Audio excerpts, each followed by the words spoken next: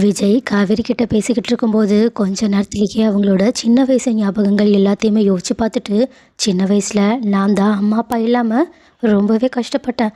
ஆனால் அந்த கஷ்டம் நம்மளோட குழந்தைக்கு மட்டும் வந்துடவே கூடாது. ஏன், நம்மளோட குழந்தை தான் இருக்கிறதுலே ரொம்பவே லக்கியான குழந்தை தெரியுமா? ஏன்னா குழந்தை பிறக்கிறதுக்கு முன்னாடியே நம்ம அவள் மேலே எவ்வளோ ஆசையோடு இருக்கோம். அவள் பிறந்ததுக்கு அப்புறமா அப்பா அம்மா தாத்தா பாட்டி அப்படி இப்படின்னு அவளுக்காக எவ்வளோ பேர் இருக்கோம்ல அப்படின்னு சொல்லிட்டு சந்தோஷப்பட்டாலும், இன்னொரு பக்கம் சின்ன வயசில் அவங்க பட்ட கஷ்டம், அவங்களோட ஃப்ரெண்ட்ஸுக்கு அம்மா அப்பா இருக்கும்போது அதை தான் ஏக்கத்தோட பார்த்தது. ஏன், அந்த ஃப்ரெண்ட்ஸ் அவங்க அம்மா அப்பா கூட சண்டை போட்டது கூட ரொம்பவே ஆசையோடு பார்த்ததுன்னு எல்லாத்தையுமே நினச்சி பார்த்துட்டு அந்த விஷயத்த காவேரிக்கிட்டேயுமே சொல்லி ரொம்பவே ஃபீல் பண்ணிக்கிட்டு இருக்க. இதை கேட்டுட்டு காவேரியும் விஜயை சமாதானப்படுத்துகிற விதமாக, என்னங்க சின்ன பிள்ளை மாதிரி கண் கலங்கிக்கிட்டு, இந்த நேரத்தில் நம்ம சந்தோஷமாக இருக்கணும், நீங்கள் எதுக்கும் கவலைப்படாதீங்க, நம்ம பாப்பா கண்டிப்பாக ரொம்பவே ஹாப்பியான பேபியாக தான் இருக்கும், அவளுக்காக நம்ம எல்லாரும் இருக்கோம்ல, நீங்கள் எதுக்காக இவ்வளோ வருத்தப்படுறீங்க? நீங்கள் பட்ட கஷ்டத்தில் ஒரு துளி கூட நம்ம பொண்ணுக்கு கொடுக்கக்கூடாது, சரியா? எல்லாத்துக்கும் மேலே நீங்கள் இப்படியெல்லாம் பேசி ஃபீல் பண்ணுறது கொஞ்சம் கூட நல்லாவே இல்லை தெரியுமா? நம்ம பொண்ணுமே வருத்தப்படுவான்னு சொல்ல, உடனே விஜயும், என்ன, நான் பொண்ணு தானே உறுதியாக இருக்கேன், நீயும் அப்படி தான் இருக்கியா என்ன? ஆமாங்க, ஏன்னா எனக்குமே ஃபீல் ஆகுது, நமக்கு பொண்ணு தான் பிறக்க போகுதுன்னு. பார்த்தீங்களா, நம்ம ரெண்டு பேருக்கும் இந்த விஷயத்தில் ஒரே மாதிரி தோணுது. நான் அடித்து சொல்கிறேன், கண்டிப்பாக நமக்கு பொண்ணு தான் பிறக்க போகிறான்னு அவங்க நினச்சி பார்த்தே ரொம்பவே ஹாப்பியாகிட்டு இருக்காங்க. அது மட்டும் இல்லாமல் அடுத்த நாள் காலையிலேயே பீச் ஓரமாக உட்காந்து விஜய் அந்த வியூவை ரசிச்சுக்கிட்டு சந்தோஷமாக இருக்காங்க.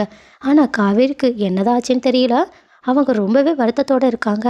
இதை பார்த்துட்டு விஜயும், என்ன காவேரி, நேற்று எவ்வளோ ஹாப்பியாக இருந்த, இப்போ என்ன ஏதோ சோகமாக இருக்க மாதிரி தெரியுது, என்ன இன்னையோட நம்ம இங்கேருந்து கிளம்புறோன்னு வருத்தப்படுறியா என்ன?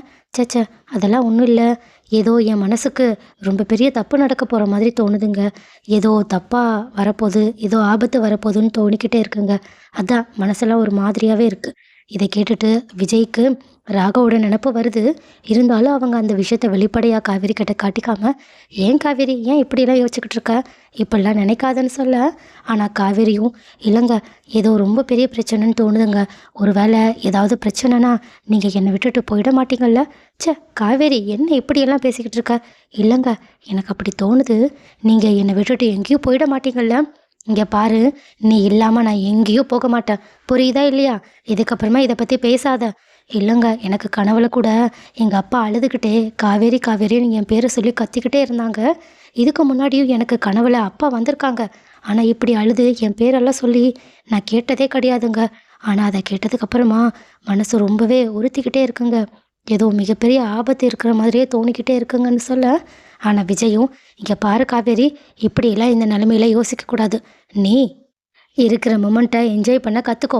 இங்கே பாரு, கடல் எவ்வளோ அழகாக இருக்குன்னு காவேரியை டைவர்ட் பண்ணிவிட்டு அவங்க அந்த விஷயத்தை அப்படியே விட்டுடுறாங்க.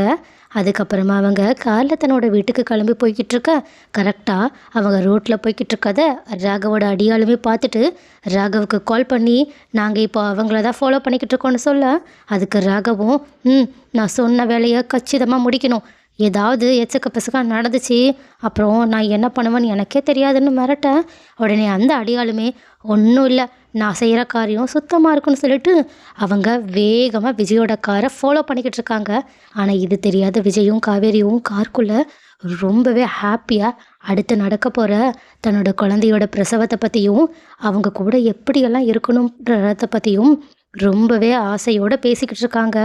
ஆனால் அந்த ஆசை எல்லாமே சுக்கு நூறாக உடையிற மாதிரி ஒரு செகண்டில் ராகவோட அடியாள் விஜய் காவேரி வந்துட்டு இருந்த காரை இடித்து ஆக்சிடென்ட் பண்ணிவிட்டு வேகமாக அங்கேருந்து லாரியிலேயே தப்பிச்சு போயிடுறாங்க.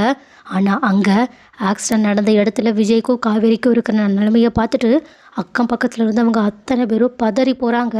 ஏன், அவங்க ஆம்புலன்ஸ்க்குமே கால் பண்ணி அவங்கள ஆம்புலன்ஸ்லேயுமே ஏற்றி விட்டுட்டு அவங்களோட நிலைமையை பார்த்து இவங்க வருத்தப்படுற அளவுக்கு இருக்குன்னா பார்த்துக்கோங்களேன்.